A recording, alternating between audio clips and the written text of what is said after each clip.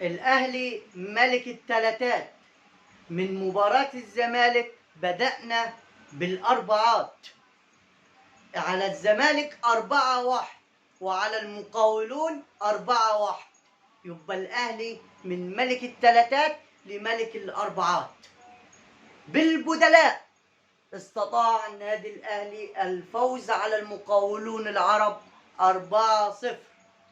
اليوديانك، محمد شريف، طاهر، هدفين، من هدف ملعوب وهدف من ضربة جزاء من صنع كهربا. ده الأهلي. كده كده يا زمالك الدوري في الجزيرة عامل فيها بطل وهو بتاع بليلة، فالأهلي هيحتفل بالدوري العام، والأهلي هينهي مسابقة الدوري العام بلا هزيمة.